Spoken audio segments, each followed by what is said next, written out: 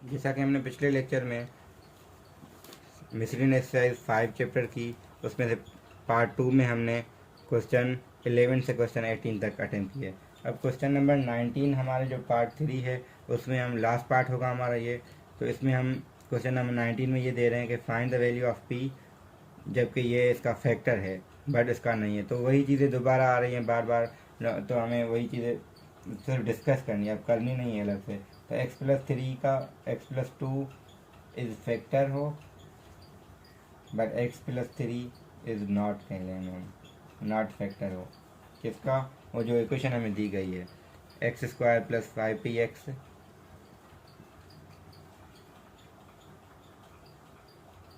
+ p² + 5। तो इसका है, तो हम x को -2 रखें इक्वल टू 0 करें, हम सॉल्व करेंगे, दो वैल्यूज़ आएंगी। और -3 रखें वो उससे भी इक्वल 0 करें, तो जो कॉमन आएगा उसको हटा दें, जो पहले वाले का जवाब आए हम सिर्फ वही कंसीडर करेंगे। सिमिलरली क्वेश्चन नंबर हम 19 का बी पार्ट अगर देखें तो उसमें कह रहे हैं सॉल्व करना है हमें इस इक्वेशन में x² x+3 10x + 24। Hands bye suitable substitution solve करना है आपको बाद में 25x² 5x + 3 = 50x + 24। तो इस क्वेश्चन को अगर हमें देखना है ना, इस पार्ट बी को, तो हमें क्वेश्चन नंबर 13 देखना पड़ेगा दोबारा। अगर क्वेश्चन नंबर 13 को आप रिव्यू करेंगे, अच्छे से समझ के आएंगे, तो आपको ये ज़्यादा इजी लगेगा। ठीक है, इसको हम स्टैंड फॉर्म में लेके आएंगे, सॉल्व करेंगे। अब यहाँ अगर हम y = 5x ले लें ना, तो ये असल में इसका स्क्वायर है, तो यहाँ बनेगा y², ये पूरा y है +3 बनेगा। और हमें ये पता है कि ये 10 × 5 होता है 50, तो 10y हो जाएगा, ये प्लस का 24। तो हम जो इसको सॉल्व करेंगे तो इसको करेंगे, बात एक ही है। तो यहाँ से जो x की वैल्यू आएंगी यहाँ पे, वो वही हम y के बराबर रख के फिर हम इसको रिप्लेस कर देंगे, जैसे हमने क्वेश्चन नंबर 13 में किया हुआ है। 13 में भी ऐसे ही हमने किया था, और उससे पहले हमने भी किया हुआ है एक दो क्वेश्चन में। जैसे हमारा क्वेश्चन नंबर 8 था, तो क्वेश्चन नंबर 8 कह लें, 13 कह लें या 19, इन सब में एक ही कॉन्सेप्ट यूज हो रहा है।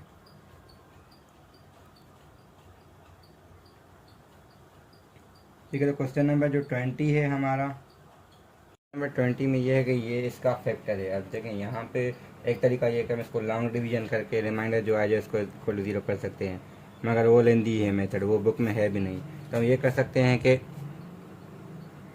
जो इसके फैक्टर्स हैं, तो ये कर सकते हैं हम, जो इसके फैक्टर एक एक फैक्टर हम इसका निकाल लेते हैं। तो इसका फैक्टर हमें पता है 1 पुट करके देखें, x = 1 रखें, तो ये 1 का क्यूब -5 × 1 का स्क्वायर + 12।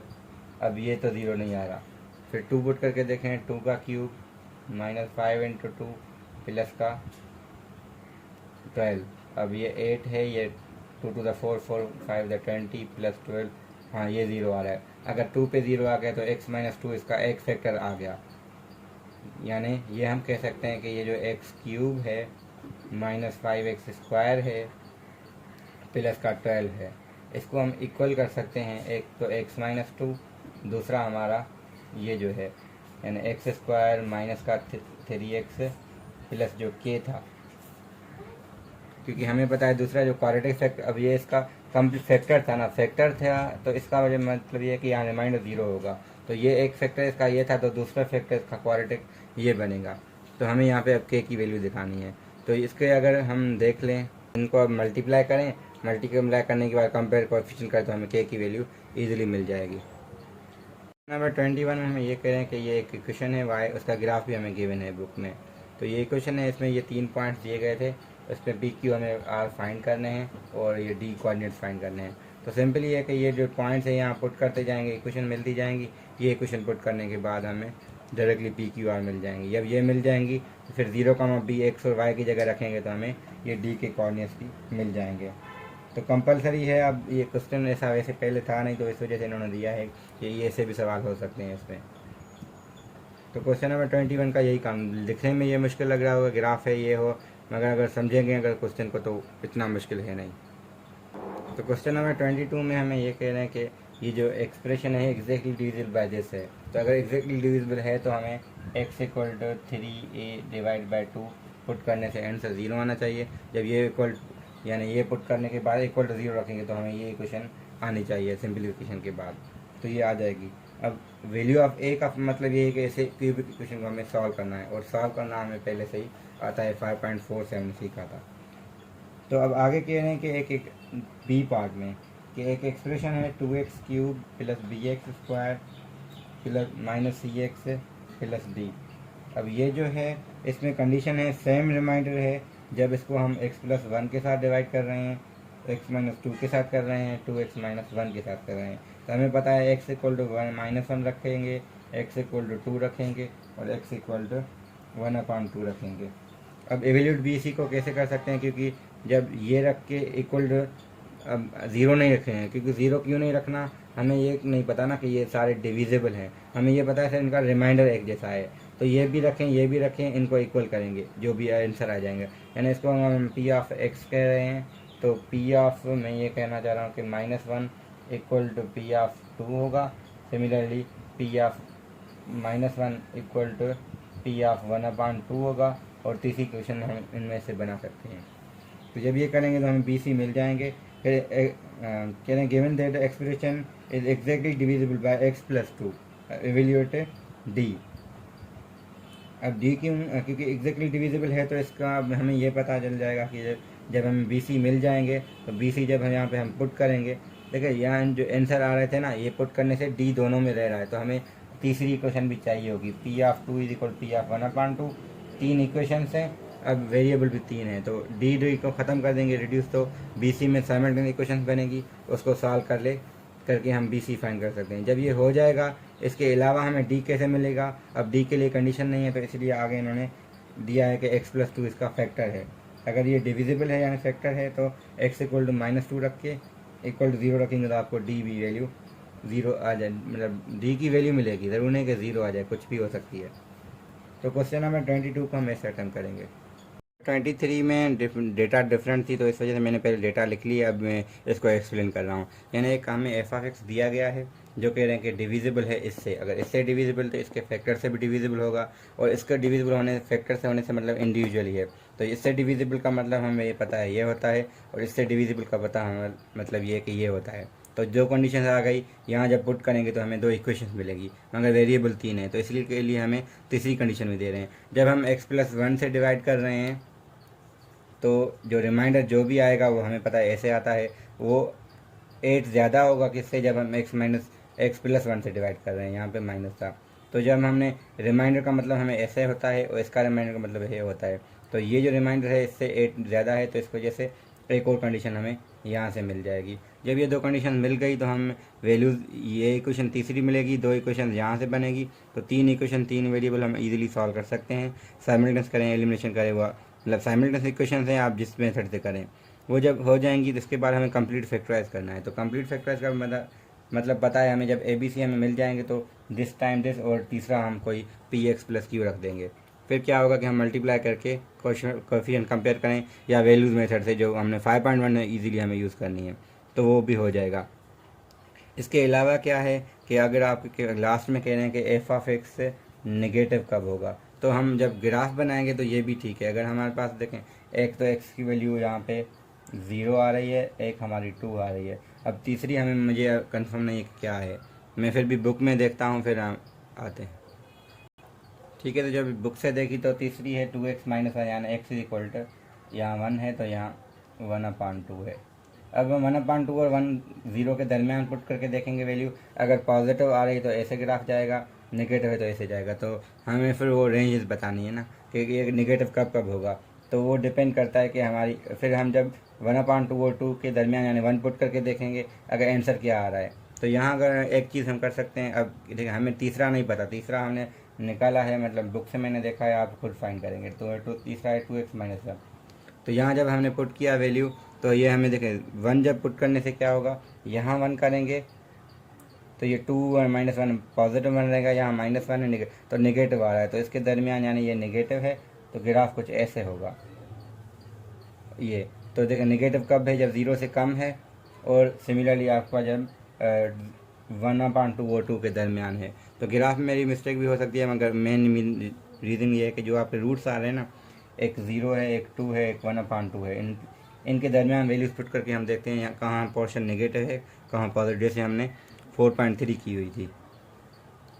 तो क्वेश्चन 23 का ए पार्ट ऐसे है। और बी पार्ट में क्या कह रहे हैं, बी पार्ट में ये चीज़ है कि एक दिया गया है वैसे ही जैसे हम पहले करते हैं, तो 6x² - x - 3 ये इक्वल है समथिंग प्लस समथिंग और plus C for all values find x। तो ये तरीका वही है 5.1 वाला, आप डायरेक्टली वैल्यूज 1 पुट करके देखें, मतलब ऐसी वैल्यू सुइटेबल वैल्यू जिसको हम कहते हैं, सुइटेबल वैल्यूज पुट करें और जो इक्वेशन आ जाएंगे उनको साइमल्टेनियस सॉल्व करें, तो ये बी पार्ट भी इसका ईजिली हो जाएगा।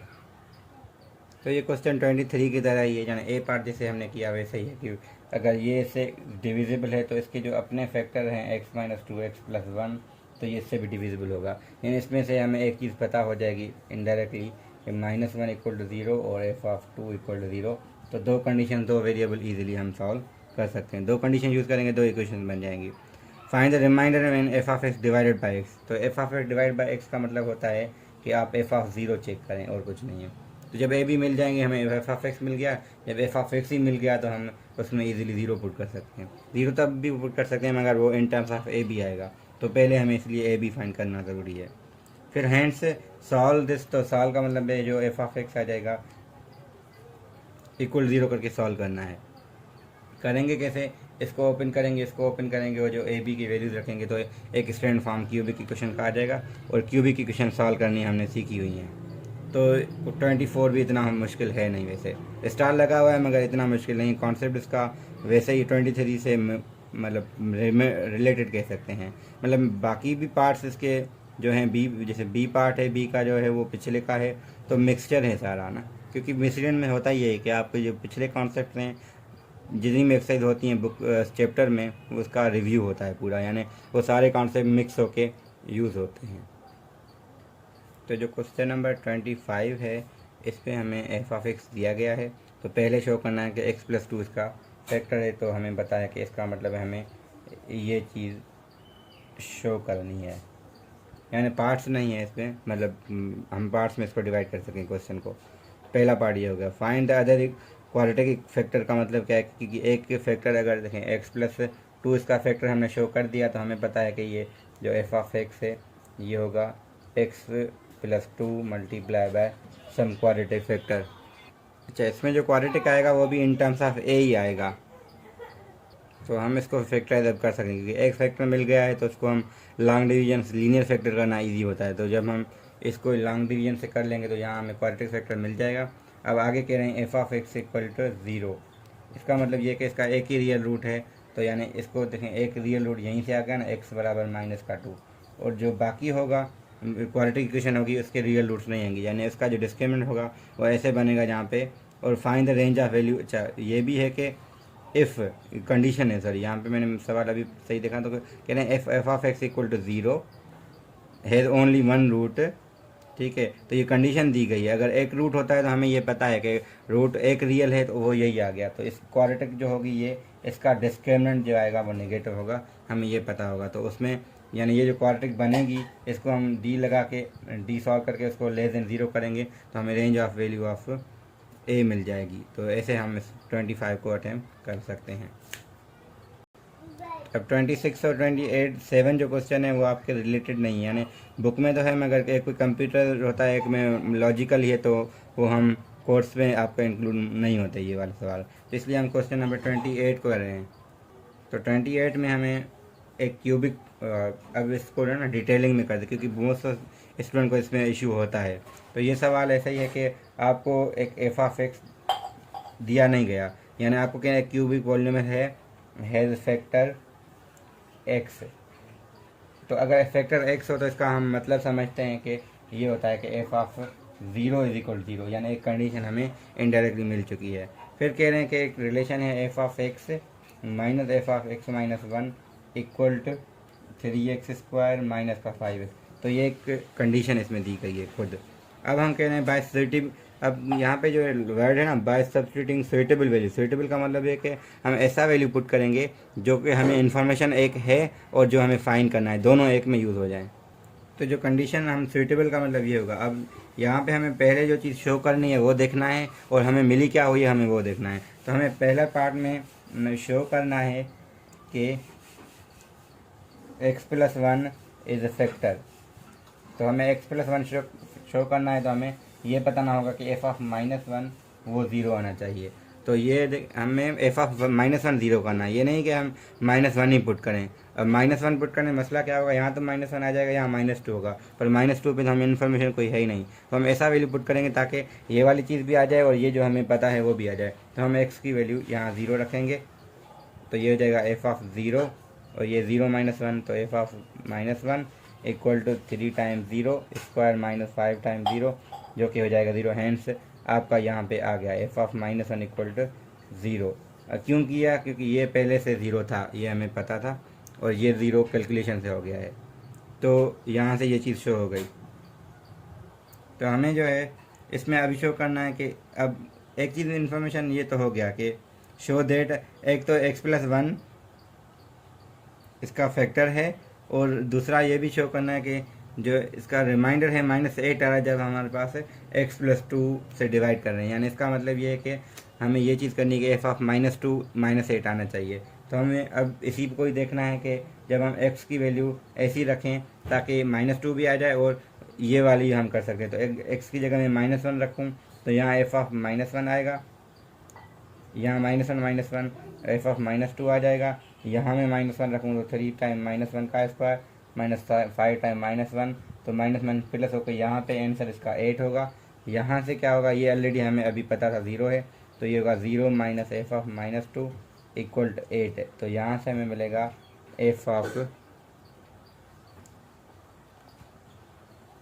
यहाँ से हमें मिलेगा f(-2) इक्वल टू -8। तो ये चीज़ हमें यहाँ से शो हो गई। अब मेरी बोर्ड की वजह से थोड़ा हो सकता है कि आपको, तो मैं अब मिटा के ऊपर लिख लूँगा। तो ये चीज़ हमें क्या क्या चीज़ें मिली हैं वो हम लिखते भी आ रहे हैं, और क्या क्या कि हमने कर चुके हैं हम वो भी लिखेंगे।